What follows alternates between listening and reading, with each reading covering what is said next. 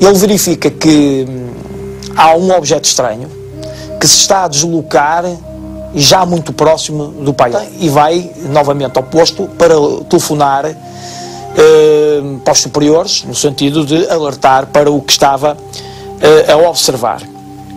Estava a telefonar quando se apercebe de uma claridade muito forte que entra por uma janela que o posto tinha.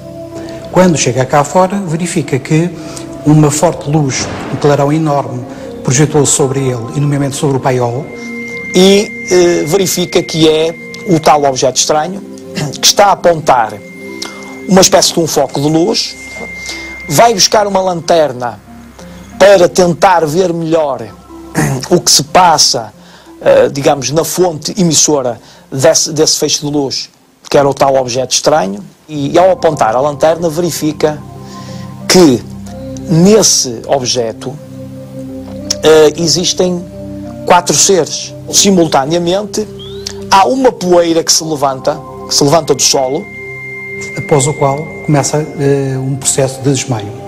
Ele depois já dá conta de si no hospital, e no hospital é registado que ele ainda não estava de posse das suas capacidades mentais, porque não conseguia articular um pensamento. Portanto, ele não falava quando deu a entrada e ouvia muito mal.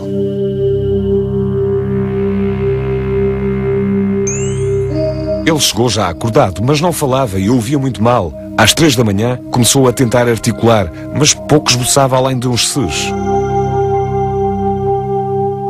Teve alta do hospital por volta das 10 da manhã, portanto ainda esteve lá algumas horas, e saiu sob escolta policial. Curiosamente, é bom também referirmos este aspecto. É evidente que depois, a partir daqui, o caso tem uma repercussão bastante grande, não só a nível dos média locais, nomeadamente as rádios e a própria imprensa local, mas também até teve uma repercussão a nível nacional. Todos os pormenores da noite de 31 de janeiro foram objeto de análise por parte de vários especialistas de diferentes áreas.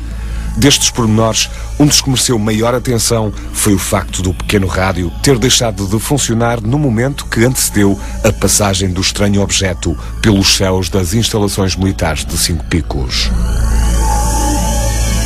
No caso dos Açores de 68, o que temos é uma interferência sobre um rádio. Na altura, há testemunhas que estavam a ouvir um relato de um jogo de futebol e, de repente, deixa de ouvir. O rádio emudece em relação à parte dos efeitos eletromagnéticos. Pronto, o que aconteceu foi exatamente isso, foi uma interferência sobre o rádio e sobre a emissão que ele na altura estava a ouvir. Há determinado tipo de fenómenos que podem ser induzidos, não é, por esse campo, que podem levar a uma data de ações, por exemplo, de proteções que possam ter, por exemplo, os disjuntores fusíveis podem induzir transitórios, correntes nos circuitos que depois possam levar à atuação dessas proteções.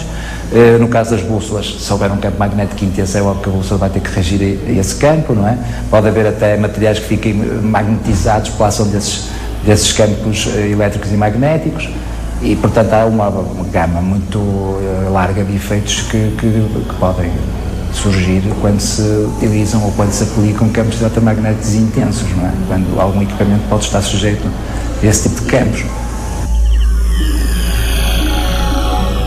Neste tipo de casos o problema é sempre o mesmo, que é, no final, em termos de evidência física, ficamos com muito pouca coisa ou com quase nada, porque depois da observação terminar temos as declarações da testemunha, mas, por exemplo, neste caso dos Açores, acho que nem sequer o rádio foi vistoriado, ou alguém foi fazer uma análise a ver se havia vestígios de que efetivamente o rádio tivesse sofrido efeitos de algum campo eletromagnético intenso. Nesse caso não foi feito. Começando a assumir proporções mediáticas inesperadas, depressa veio ao público uma nova explicação para desmistificar o fenómeno testemunhado por Serafim Sebastião. A componente informativa da aviação portuguesa argumenta que aquilo que o senhor viu foi um balão atmosférico que pretensamente se terá desviado da sua rota se bem que depois outras pessoas entendidas na matéria dizem que dificilmente a rota desse balão, que teria um certo sentido de orientação geográfica, nunca poderia ter ido para aquele lado, a não ser que fosse propositadamente levado até ele.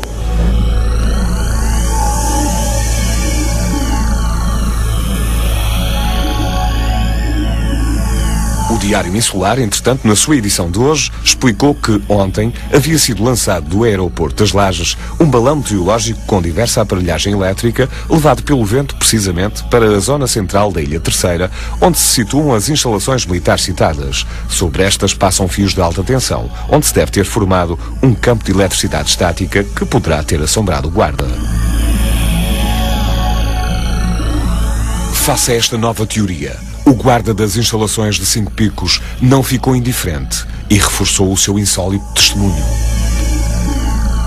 O ruído e a forma em nada se pareciam com o que habitualmente anda no ar, nem avião, nem helicóptero, nem balão.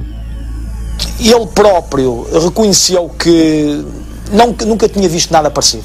Ele que estava habituado a ver muitos aviões, helicópteros e também balões sonda, que eram muito lançados ali naquela zona, enfim, por causa da meteorologia, não é? Para determinar temperaturas, ventos, etc., porque, enfim, era importante, nomeadamente em relação ao movimento de aviões que existia naquele local. E ele diz que não há qualquer possibilidade de ser qualquer um desses artefactos. Portanto, não era nada que ele tivesse visto antes. O testemunho que ele pronuncia do início ao fim manteve-se, os argumentos mantêm-se, e alguns dos populares que na altura conviviam também mantêm essa mesma situação, esse mesmo testemunho. As teorias sucediam-se e as opiniões sobre o caso também. Mas o que poderá ser dito acerca da credibilidade das testemunhas deste tipo de avistamentos? A veracidade dos relatos, na minha perspectiva, só deve ser posta em causa quando nós também temos evidências suficientes para saber que estamos perante alguém que nos quer enganar e o que quer é dar nas vistas. Aliás, um dos elementos que por vezes dá credibilidade ao discurso da testemunha é o facto da manutenção desse discurso independentemente da época e do lugar. Ou seja, o senhor sempre argumentou que viu um objeto voador metálico, de forma esférica, como ele diz, ligeiramente com uma zona de uma arcada na parte superior em vidro, com dois seres fora e dois seres dentro da própria nave, e esse testemunho manteve-se sempre, esse e o restante.